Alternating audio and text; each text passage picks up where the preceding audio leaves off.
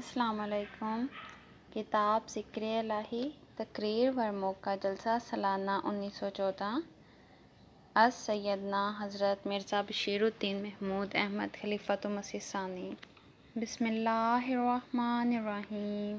نحمدہ و نصلی علی رسولہ الکریم۔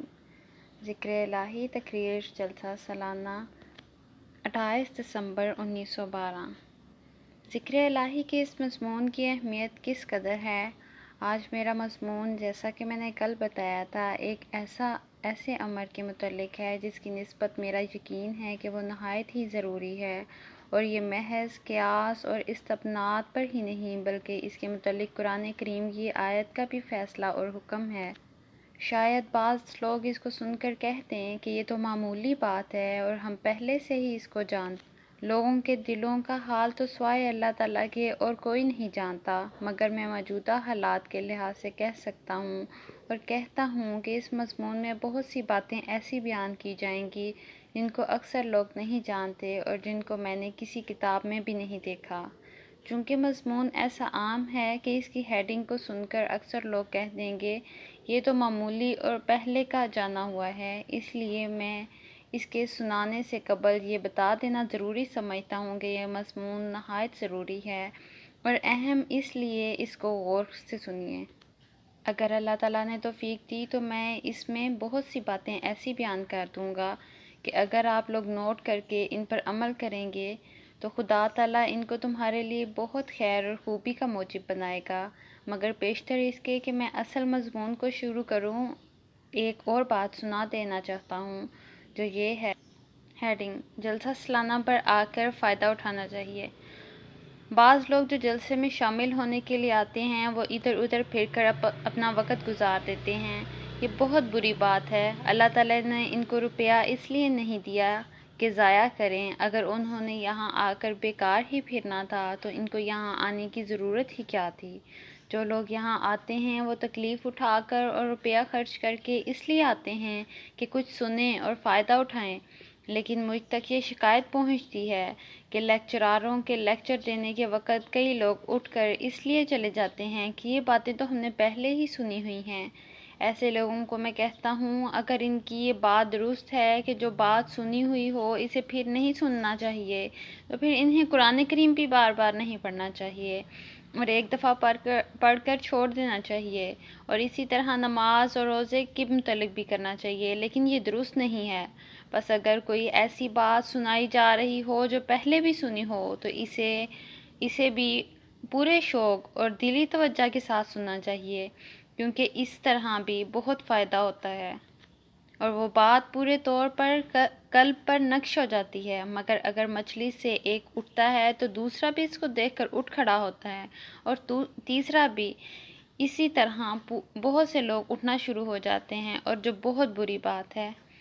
ہاں، اگر کسی کو اٹھنے کی سخت ضرورت ہو، مثلاً پیشاب یا پخانہ کرنا ہو، تو وہ اٹھے اور باہر چلا جائے، مگر چاہیے کہ اپنی حاجت کو پورا کر کے بہت جلدی واپس آ جائے، تاکہ یہاں جس غرض اور مدعا کے لیے آیا ہے وہ اسے حاصل ہو سکے، اور جس نفع اور فائدہ کے لیے جلسہ میں شامل ہوا ہے وہ حاصل کر سکے۔ رسول کریم صلی اللہ علیہ وآلہ وسلم نے فرمایا ہے، جب کوئی شخص کسی نیک مجلس میں بیٹھتا ہے تو بغیر اس کے کہ وہاں کی باتیں سنے اور اس پر عمل کرے، یوں بھی اسے فائدہ ہو جاتا ہے۔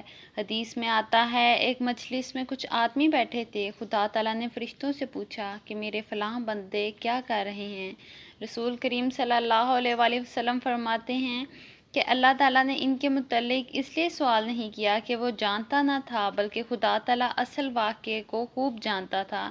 انہوں نے کہا، ذکر الہی کر رہے تھے۔ خدا تعالیٰ نے فرمایا، جو کچھ انہوں نے مانگا میں نے ان کو دیا۔ فرشتوں نے کہا، ان میں سے ایک ایسا آدمی بھی تھا جو ذکر الہی نہیں کرتا تھا، یوں ہی بیٹھا تھا۔ خدا تعالیٰ نے فرمایا، ان کے پاس بیٹھنے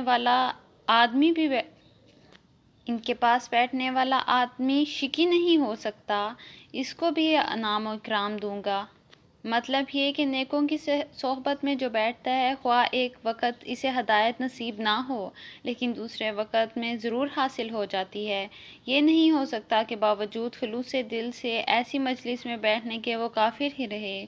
ہاں جو ایک آدھ دفعہ بیٹھ کر پھر نہیں آتا اور کافر ہی رہتا ہے، اس کے لیے یہ بات نہیں ہے۔ تو آپ لوگ بہت حد تک مجلس میں بیٹھے رہنے کی کوشش کریں، اور اگر کسی کو کوئی سخت ضرورت ہو تو اس کو پورا کر کے جلدی واپس آ جائے۔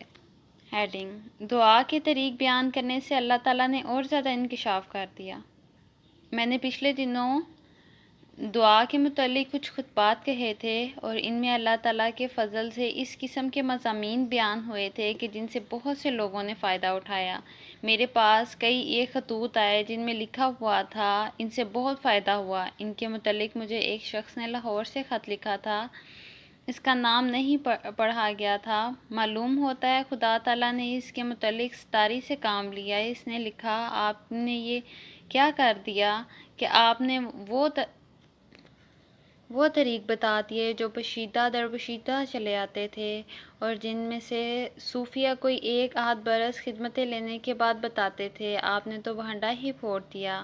اس کے ساتھ ہی اس نے یہ بھی لکھا کہ آپ بھی ایسا کرنے پر مجبور تھے کیونکہ آپ کو اپنی جماعت سے بہت محبت ہے، اسی لیے ان کو یہ طریق بتا دیے ہیں۔ اس کے متعلق میں کہتا ہوں کہ میں نے صرف اسی لیے وہ طریق نہیں بتائے تھے کہ مجھے اپنی جماعت سے محبت ہے، اس میں شک نہیں کہ مجھے محبت ہے، اور ایسی محبت ہے بتا دیے ہیں۔ اس کے متعلق میں کہتا ہوں کہ میں نے صرف اس لیے وہ طریق نہیں بتائے تھے کہ مجھے اپنی جماعت سے محبت ہے، اس میں شک نہیں کہ مجھے محبت ہے، اور ایسی محبت ہے، اور کسی کو اپنے متعلقین سے بھی کیا ہوگی، مگر میں نے وہ طریق اس لیے بھی بتایا کہ میں جانتا ہوں کہ وہ خدا جس نے مجھے وہ بتائے تھے ایسا خدا ہے کہ اس کا دیا ہوا مال جس قدر زیادہ خرچ کیا جائے اس قدر زیادہ بڑھتا ہے اور بڑے بڑے انعامات کا باعث بنتا ہے۔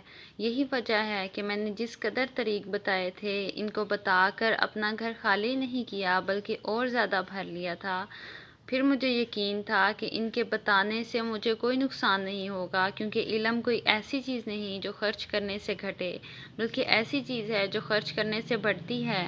لیکن اگر مجھے یہ بھی یقین ہوتا تو جس طرح صحابہ کرام رضی اللہ عنہ کہتے ہیں کہ اگر ہماری گردن پر تلوار رکھ دی جائے اور ہمیں رسول کریم صلی اللہ علیہ وسلم کی کوئی ایسی بات یاد ہو جو کسی کے سامنے بیان نہ کی جا چکی ہو تو بہتر اس کے کہ تلوار ہماری گردن کو کاٹے، وہ بیان کر دیں گے۔ اسی طرح میں بھی کہتا ہوں کہ اگر بیان کرتے کرتے تمام طریق ختم ہو جاتے تو بھی میں ضرور سب کو بیان کر دیتا۔ چنانچہ اس وقت جس قدر ہو سکے میں نے بیان کیے، اور میرے دل میں یوں ہی خیال گزرا کہ دعا کے متعلق جس قدر طریق تھے میں نے سارے کے سارے بیان کر دیے۔ لیکن جب میں نماز کے بعد گھر آیا اور دعا کرنے لگا تو خدا تعالیٰ نے اتنے طریق مجھے سمجھائے جو پہلے کبھی میرے وہم و گمان میں بھی نہ آئے تھے۔